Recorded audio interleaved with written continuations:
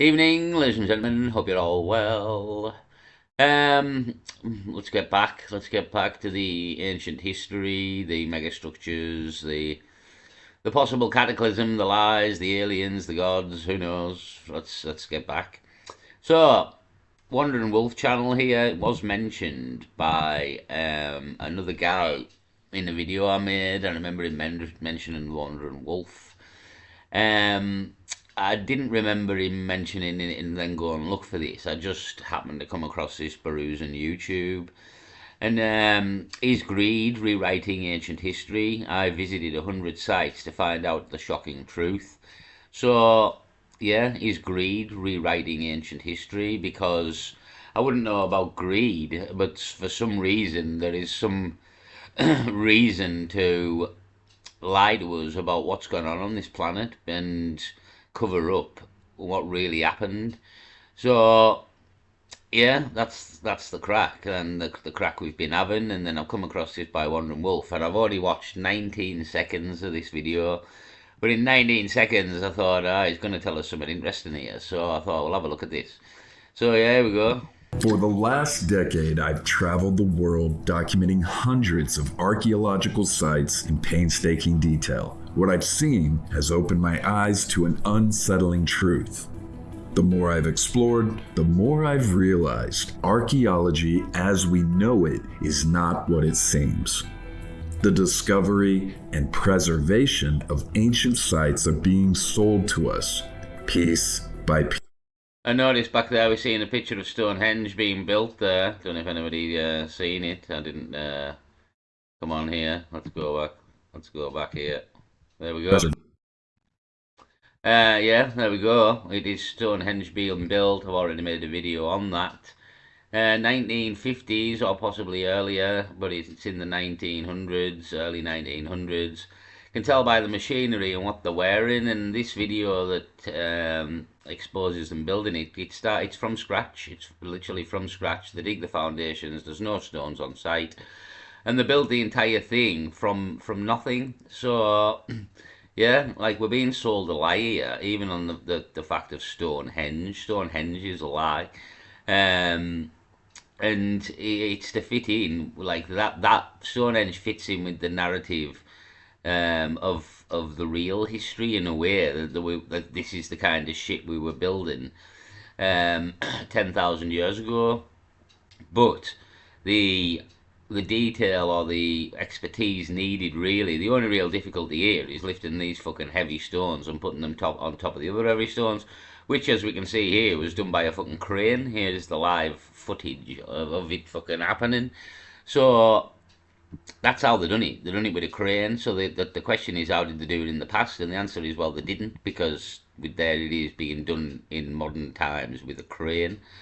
So this sort of fits in though, and that was the only sort of mystery really behind Stonehenge. How did they get all these blocks to the site and on top of each other? And the answer is by lorries and by cranes. And but that's the only slight mystery behind it. But in terms of a technical ability, it's not that good really. It's just stones, and the fact that it aligns to like the solstice is all right, I suppose. But I mean, really, it's not like the pyramids. You know what I mean? It's not like some other stuff we've got here. So anyhow, there's it being built. It's a load of bollocks, Stonehenge. Preservation of ancient sites are being sold to us, piece by piece. And it leaves me wondering, is archaeology truly about the pursuit of knowledge, or has it shifted focus towards It's about covering up history, really. spectacle, narratives, and profits? Is the ultimate goal of archaeology preservation, study, and reconstruction of every ancient site? Or has this field of study sold its soul and become part of a greater worldwide system focused on profitability through tourism? Yes, and to cover up what really happened as well. That seems part of it. But yeah, tourism as well seems like a big thing as well. But in that, the lie to you about what's actually happened. It's always interesting to see how they mess with the sites. So they're taking stones that they found in the area, And they're actually, I'm sitting here watching them do it, they're actually cutting those stones up, stones that they found, so that they will fit with other stones and they can put them in place. Either that or they are making entirely new pieces, sometimes using plaster. They do that all over the world and rebuild the site to what they estimated it to be. Something to know when you're visiting ancient sites, they're usually never, especially if they look complete, they're usually never in there. Yeah, like even when I went to Tarifa, to that Roman site, it was being sort of rebuilt by people over 20 years, 30 years. So they do sort of resurrect them, and they're not exactly how we found them either. I mean, you can see they've rebuilt the Sphinx to a degree. It looks like they've put the legs back on the Sphinx when you see that. So yeah, we start to resurrect them for some reason, but we shouldn't really be touching the sites in a way. That's what they're like. But we do. In the original state that they were found. None of the world famous sites we are all familiar with are entirely original. In fact, some aren't even close. That's how they do it at almost every major site in the world.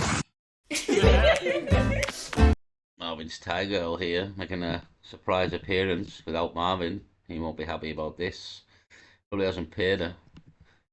So back, yeah, as he's saying, yeah, they try and fix them all or adjust them all, and you shouldn't really be touching them, to be honest, but that's what happens.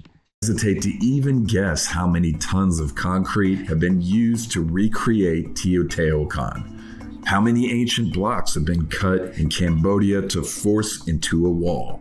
Or what stones are in their original places at Baalbek and where they truly used to be?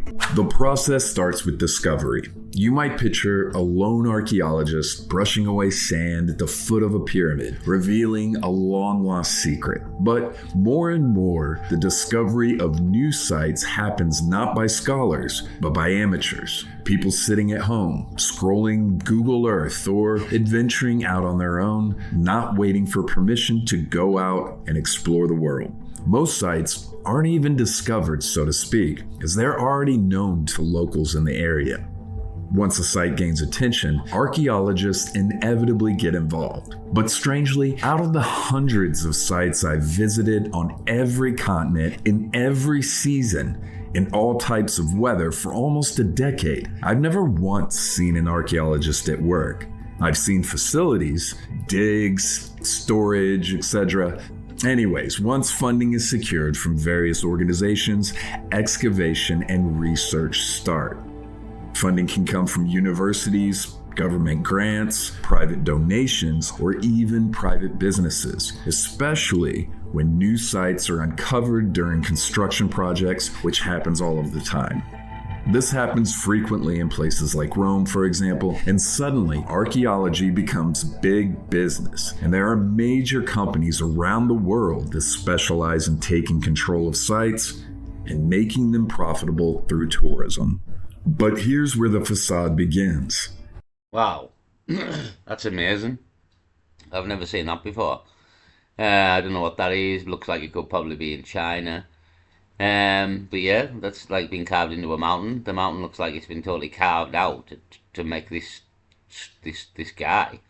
Yeah, like carved right into the mountain, which again, it's amazing, really. Like, where would you even start? If you know what I mean? When it looks like this over here on the right, to make that look, where would you even begin to start? Look how much has been chipped out here.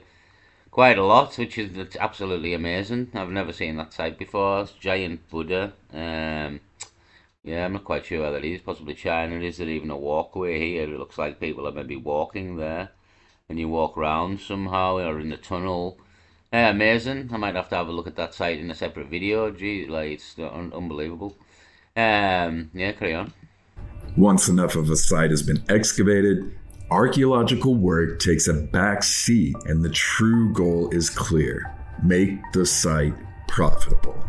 This involves reconstructing the site, and usually the most valuable and important pieces are hauled off to museums. Whether the archaeologist... Yeah, and the one I seen would be interesting. What the Tarifa Roman site that I went to was free, but it'd be interesting whether in future they do actually charge people to get in there and have a look at it. But yeah, that's kind of what was happening at Tarifa though. They had rebuilt some of it. They took a lot of it indoors.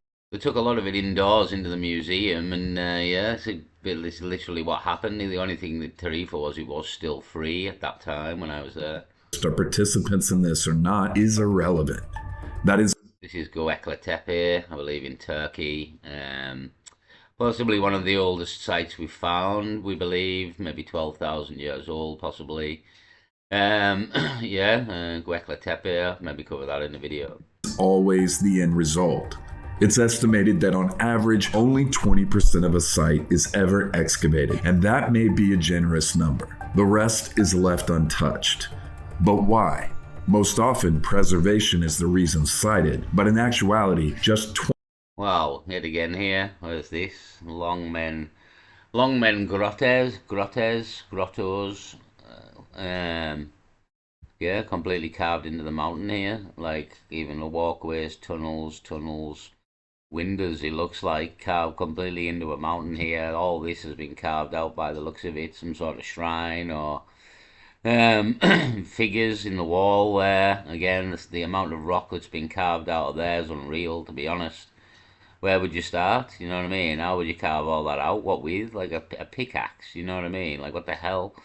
So yeah, just again, and I knew this this video would be quite interesting, but I didn't quite think we'd get two in a minute there. Two sites I've never seen before, and again, both carved into mountains.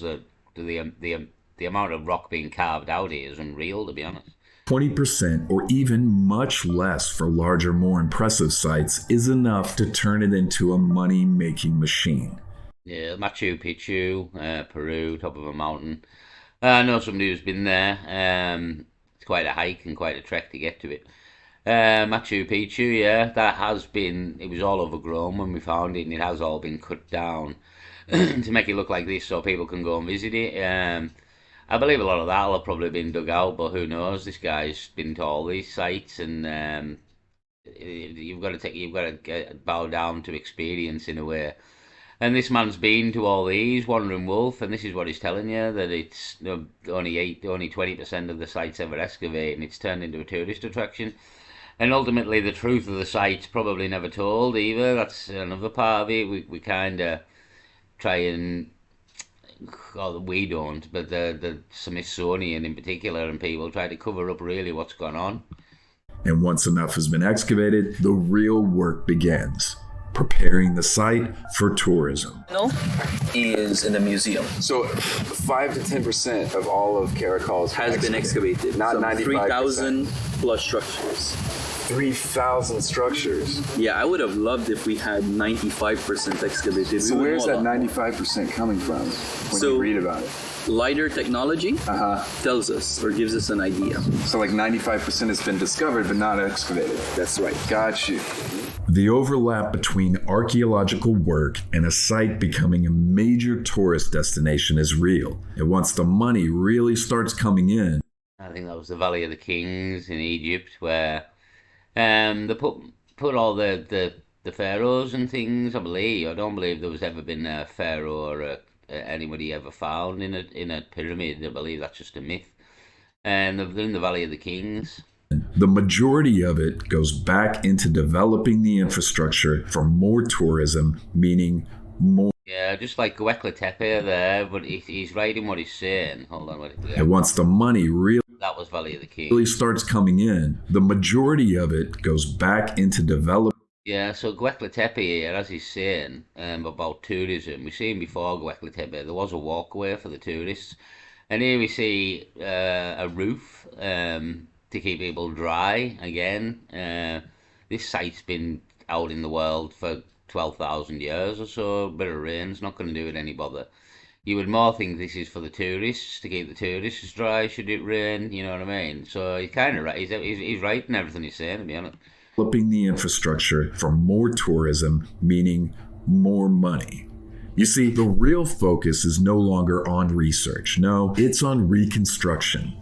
Day laborers are hired to piece together these sites using modern materials like concrete and steel to patch up ancient walls. The average person. Yeah, that's exactly what happened. It's the site I was at in Tarifa there, the Roman site, it was being patched up. would never guess the reality behind what you're seeing. Teotihuacan, Machu Picchu, Baalbek, Stonehenge, Angkor Wat, Chichen Itza, Chaco Canyon, and so many sites in Egypt, all reconstructed with concrete, plaster, steel beams, and rebar, hiding the truth of the site and adding to it for the sake of money through tourism. Concrete and modern stone saws are used to cut and shape ancient stones.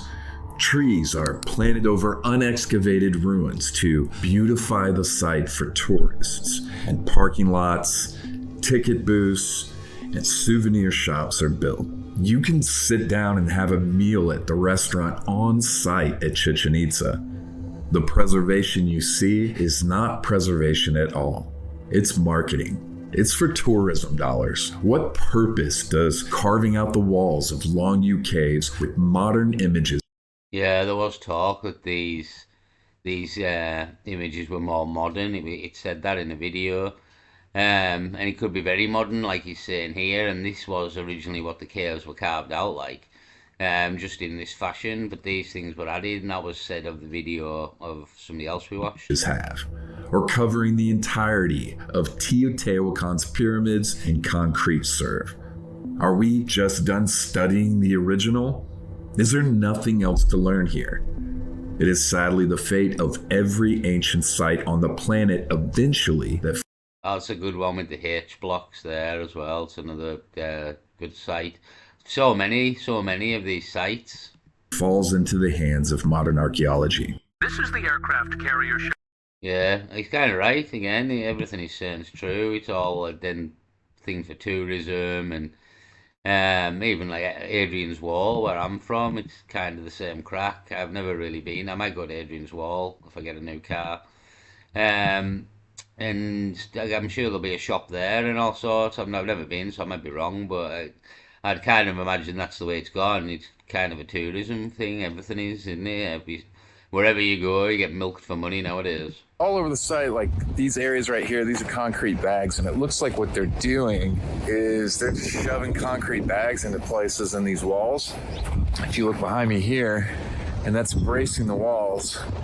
And there was a spot that towards the entrance where it looked like they'd been placed much longer ago. And I guess what's happening over time is these bags just kind of break down, turn into these solid pieces of rock looking things, just become part of these walls. So here's a really good point where it's really hard to differentiate between clearly what they're doing is stacking concrete bags and basically building the walls back up from where they've identified where the walls are. And these are older, so it's a lot harder to tell right here. So you can imagine as it gets older and older that it's going to be harder and harder to tell what's what. It's just kind of unfortunate. I don't know how I feel about that. You know, you can see the flakiness of it here. And if I bring you guys around over here to the other side of the wall, you can see clearly how they're concrete bags. Look here. You know, it's hard to tell. Like this looks original, but then these are not, and they're fitted in between with stuff from the site. It makes it really hard to tell until you get to points like at the end there with the larger piece of stone. So I know in a lot of the spaces here, they're just using the concrete as filler to like give it some stability and stuff, but I've never seen it used this extensively. Like here, clearly they're using it to like brace up the internal structure of the wall, but even the wall has been cemented in the joints. Most sites around the world, if there's any kind of reconstruction done and it looks good, it has been reconstructed, and you know they've used all kinds of different materials and things for doing that, but I've never seen it just like concrete bags shoved into spaces and then done that way.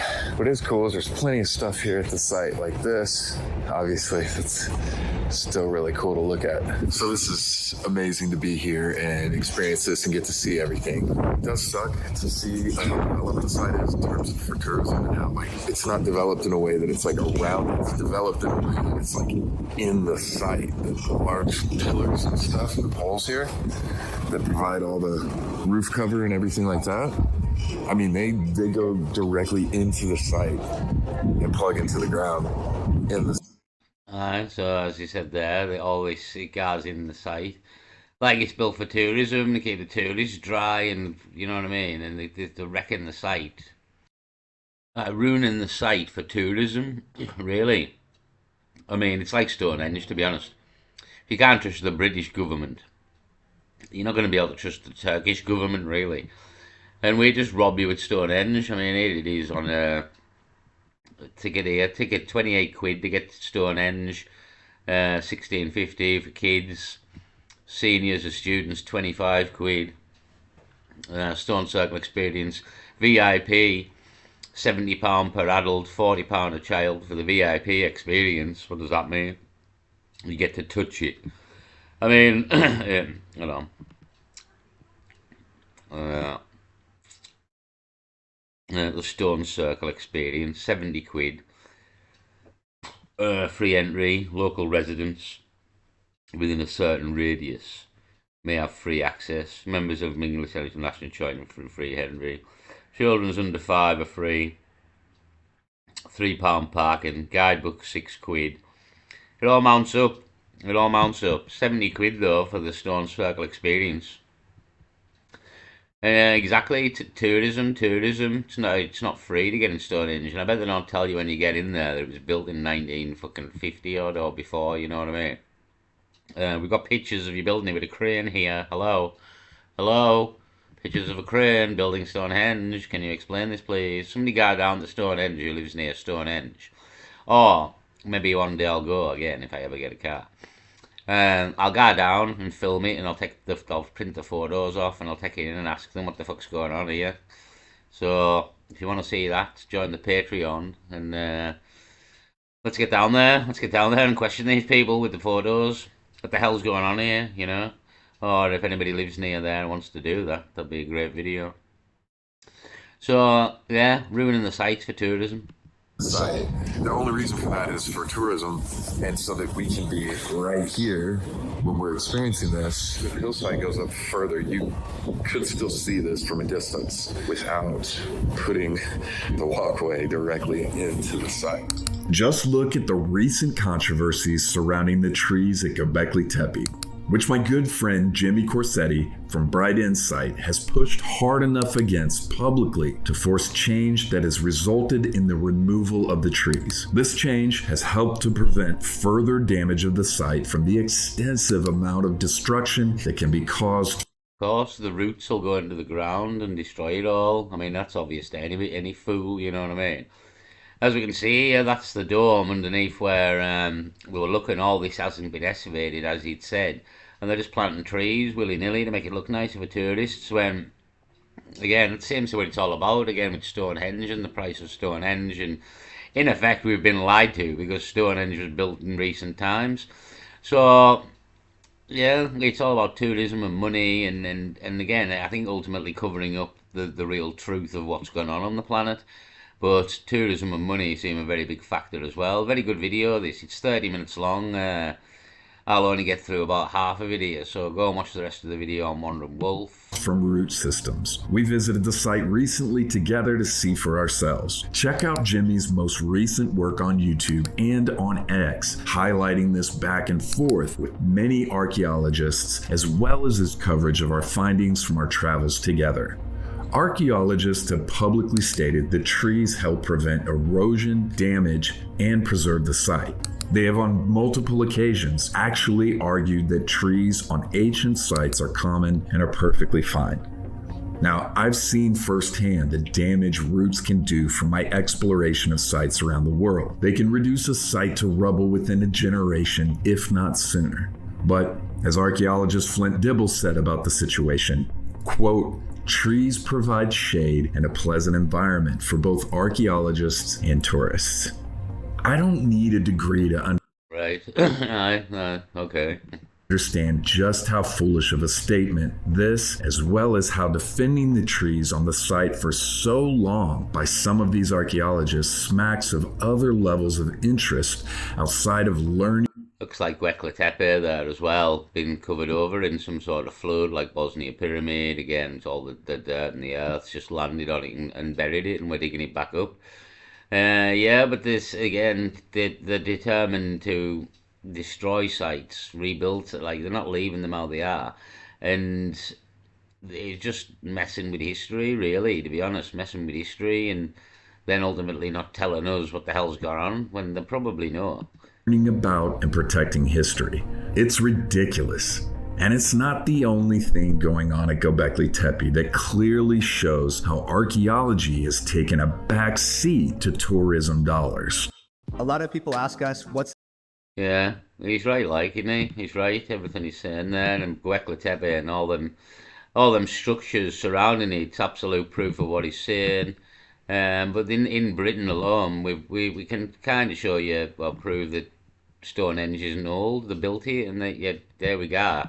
For the Stone Circle experience, it's 70 quid a pop here, you know what I mean? 70 quid a pop, and I bet for that they don't bother telling you it was built in 19 fucking something.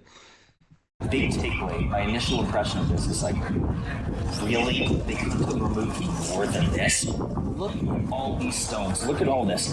They could have removed more by now. They're not going to do it. As far as an archaeological excavation standpoint, it's actually worse than I thought. And we haven't even gone to the areas to see the trees that have been removed yet. You can learn more about just how deep the rabbit hole actually goes in my Göbekli Tepe video that is out now. I break Yeah, go subscribe to Wandering Wolf here. Seems like a very good channel. 59,000 subscribers, and a guy who kind of looking at history with through the right lens, if you know what I mean. He kind of knows that it's all bollocks and they're covering it up, and not only that, it's been, as he's saying, everything here. It's been rewritten for greed, for tourism, and we're all being robbed here and told lies. Down in detail the handshakes and deals that are happening here, how investments in the site are really being used, and give you a clear understanding of how none of this is unique, but rather par for the course around the world when it comes to our ancient past.